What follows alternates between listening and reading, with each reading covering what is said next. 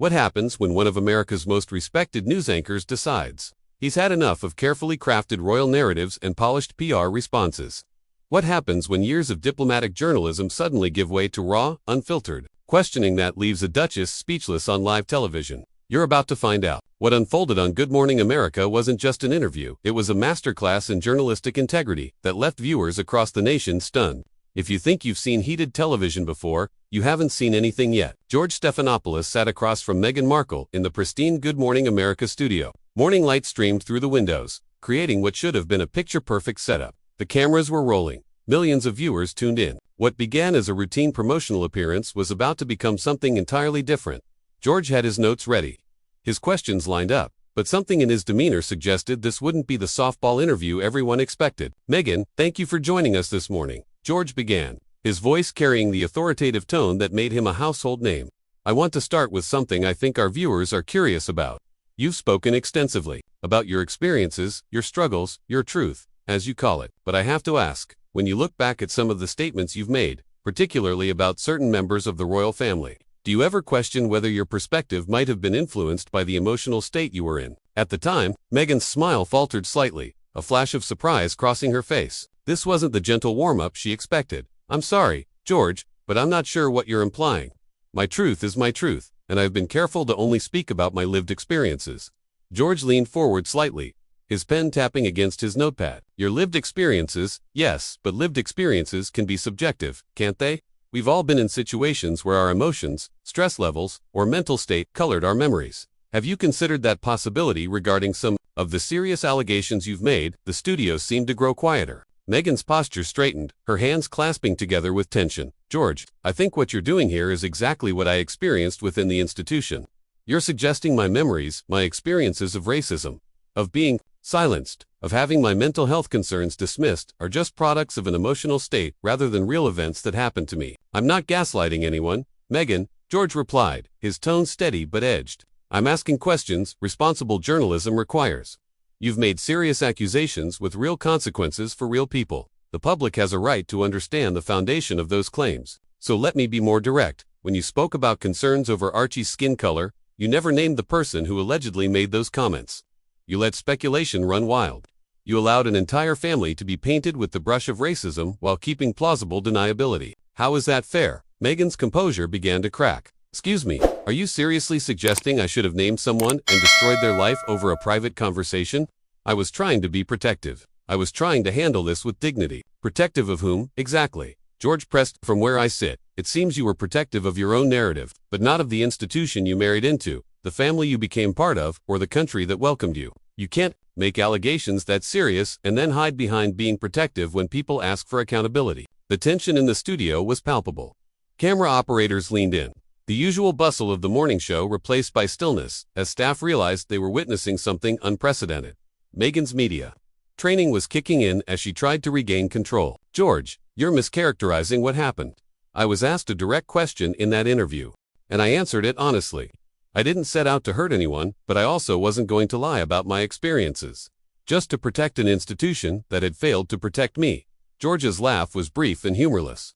"Failed to protect you, Meghan? You were given a platform, a title, resources, staff, security, and a global stage. You were welcomed into one of the most privileged positions on earth, and when things didn't go exactly as you wanted, when you discovered that royal life came with rules and restrictions that applied to everyone, not just you, your response was to burn it all down on international television. Did they really fail to protect you?" "You're oversimplifying something incredibly complex," Meghan replied, her voice rising slightly. "You have no idea what it was like to be inside that system, to have every aspect of your life controlled, to be told you can't defend yourself when lies are printed about you daily, to have your own family and your husband's family refuse to correct false narratives that were destroying your reputation." George set his pen down and looked into the camera before turning back to Meghan. "Let's talk about those false narratives. You've claimed you had no idea what royal life would be like, that you weren't prepared, that no one helped you understand the protocols and expectations. But you dated Harry for 2 years before your engagement was announced. You had access to the internet, 2 books, 2 decades of documentation about royal life. Are you really asking us to believe you went into this completely blind?" Meghan's face was flushed now, her hands fidgeting with her bracelet. Research and lived experience are 2 completely different things. You can read all you want about something, But until you're actually living it, until you're the one being scrutinized for everything, from how you hold a coffee cup to how you close a car door, you have no idea what the reality is like. Fair enough. George nodded, but his expression stayed sharp. Let's examine some specific claims. You said Kate made you cry before your wedding, a story that painted her negatively. Later, you admitted you had made Kate cry, that she apologized and brought you flowers. So which version should the public believe? And more importantly, why did you allow the false version to damage Kate's reputation for so long before correcting it? The silence that followed stretched uncomfortably. Meghan's mouth opened, then closed. The words stuck somewhere between thought and speech. George didn't let her off the hook. I'm waiting for an answer. Meghan, you allowed your sister-in-law to be vilified in the press for months, maybe years, over something you knew wasn't true. That's not just misleading, that's cruel. Meghan's composure cracked. You don't understand the position I was in. Everything was overwhelming. The wedding planning, the media scrutiny, the pressure to be perfect. When that story came out, I was trying to protect the privacy of a private moment between Kate and me. I wasn't trying to hurt anyone, but you did hurt someone, George pressed. You hurt Kate, you hurt the monarchy's reputation, and you hurt your own credibility. The way you revealed the truth later, almost as an afterthought in another interview, felt calculated. It felt like you were controlling the narrative, releasing information when it suited you, not when it served the truth. The camera caught Meghan's hands, trembling slightly as she reached for her water. That's not fair. George, you're painting me as manipulative when I was just trying to survive an impossible situation. Everything I did was scrutinized. Every word was twisted. Every gesture was analyzed for hidden meaning. I was damned if I did, and damned if I didn't. George leaned back, but kept his gaze fixed on her. Let's talk about survival then. You've spoken about feeling suicidal, about reaching out for help, and being told that seeking mental health treatment would be bad for the institution. That's a serious allegation. But here's what I don't understand. You had resources, money, and a husband who loved you. Why didn't you just get help anyway? Why did you need permission from an institution to take care of your mental health? Meghan's eyes flashed with anger, any remaining politeness gone. Because you don't understand how that family works. You don't just do things without approval. Everything has to go through proper channels, vetted and signed off by people more concerned with headlines than human beings. So you're saying, George's voice held a note of incredulity, you chose to suffer rather than risk upsetting the establishment. You chose to put your mental health, potentially your life, at risk rather than just walk into a therapist's office. That doesn't sound like the strong, independent woman you've portrayed yourself to be in other contexts. The studio lights seemed to grow hotter as Meghan shifted in her seat. You're oversimplifying something incredibly complex. When you're in that system, when you're part of that machine, you lose yourself. You lose your agency. You become so dependent on their approval, their guidance, their protection, that you forget you have other options. George nodded slowly, his expression still skeptical. And yet, when it came to other decisions, you acted independently. You continued with patronages despite reported guidance to step back. You maintained friendships they allegedly disapproved of. You wore outfits that went against protocol. So clearly, you were capable of independent action when it suited you. Those are completely different situations. Meghan shot back, frustration edging her voice. Supporting charities and choosing my own friends aren't the same as seeking mental health treatment. One affects the monarchy's image, the other affects my personal well-being. But that's my point, George said, leaning in. You made independent choices when it came to smaller things, but claim you had no choice when it came to something as important as your mental health. It sounds like you're picking and choosing when to play the victim and when to play the independent woman. The accusation hung heavy in the air. Meghan's face shifted shock, anger, indignation, before hardening into something more defensive than anything viewers had yet seen. How dare you, she said quietly, but with venom. How dare you question my mental health struggles? You have no idea what it's like to be so broken, so lost, that you can't see a way forward. You have no idea what it's like to feel trapped in a system that sees you as a problem to be managed rather than a person to be supported. George didn't flinch. You're right, I don't know what that feels like, but I do know what accountability looks like. And what I'm seeing is someone who has made a career out of playing the victim while simultaneously wielding enormous influence and power. You can't have it both ways. Meghan, a career out of playing the victim. Her voice was incredulous. Now, I left everything behind: my career, my independence, my life in America, my friends, my family relationships. I sacrificed everything to try to make that marriage and that role work.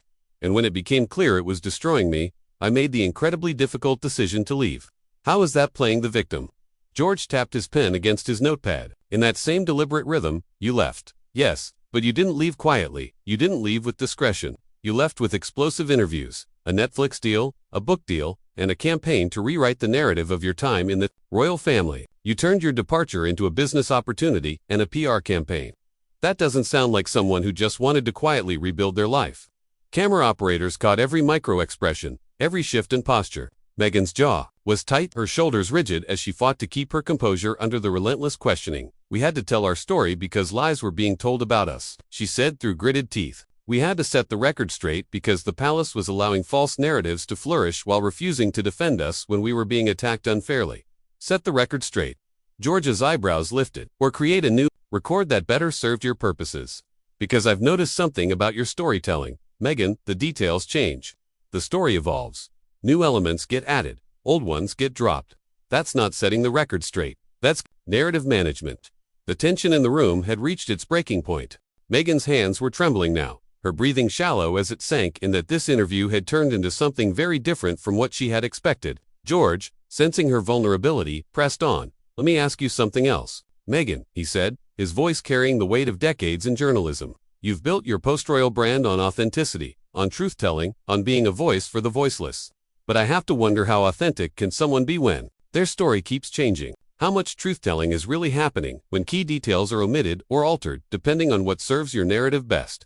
Her face flushed, makeup unable to mask the anger and stress radiating from her. "My story hasn't changed, George. What's changed is my willingness to protect people who never protected me. What's changed is my understanding that staying silent to protect someone else's reputation while my own was being destroyed was a mistake. So now we're getting to the heart of it," George said, leaning forward like a prosecutor, delivering a closing argument. "This isn't about truth. It isn't about healing. It isn't about moving forward. This is about revenge.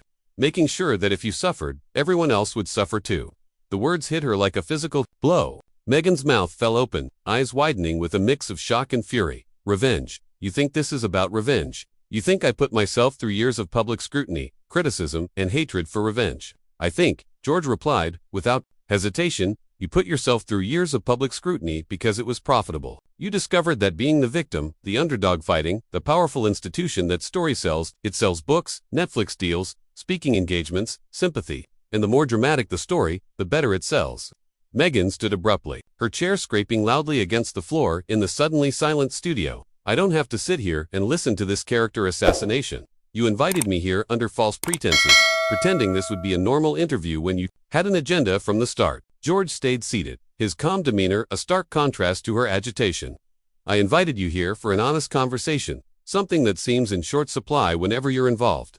Sit down, Meghan. We're not finished." "Oh, we're finished," she shot back. But something in George's tone, firm, commanding, made her hesitate. The power dynamics had shifted. This was no longer a celebrity puff piece. This was a reckoning. "Sit down," George repeated, quieter now, but somehow more authoritative. "Because I have one more question, and I think our viewers deserve an answer." She stood frozen for a moment, her inner conflict written across her face, then reluctantly lowered herself back into the chair, posture rigid and defensive.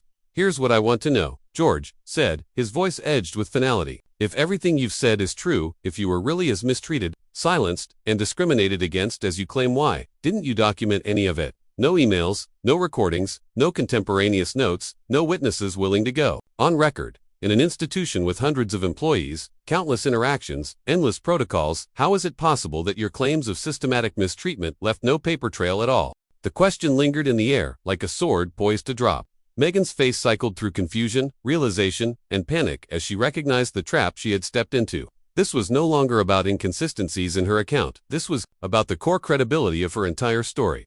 "That's not how these things work," she stammered, her media training failing her completely. "These conversations, these incidents, they happen in private.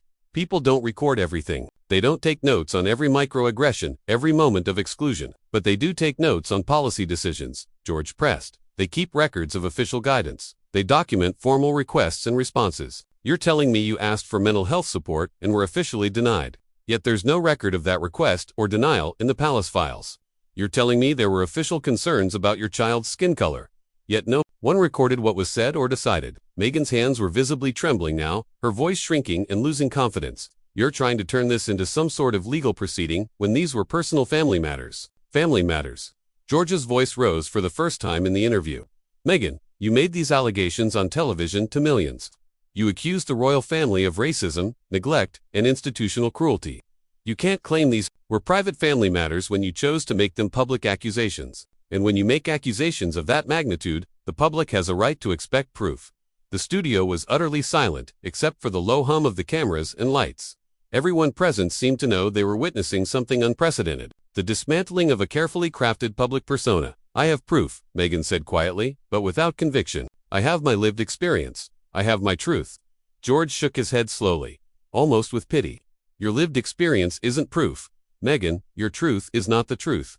And what we've seen here today, what our viewers have seen is someone who has built a career on victimhood, monetized pain and suffering, whether real or imagined, and been willing to destroy relationships, reputations, and institutions to keep that profitable story alive. Meghan looked into the camera for the first time since the questioning turned intense, her eyes desperate and pleading. That's not who I am. That's not what this is about. I never wanted any of this to happen, but it did happen. George replied with finality. And you made sure it happened publicly, dramatically, and profitably. The question now is whether the American public and the world will keep buying what you're selling, or if they'll start asking the same questions I've asked today.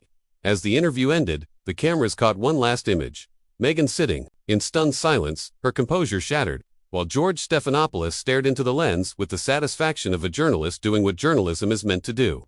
Hold the powerful accountable, no matter how sympathetic their story may seem. What began as a routine promotional interview had turned into a masterclass in tough questioning, leaving viewers across the country talking, debating, and rethinking what they thought they knew about one of the world's most famous women.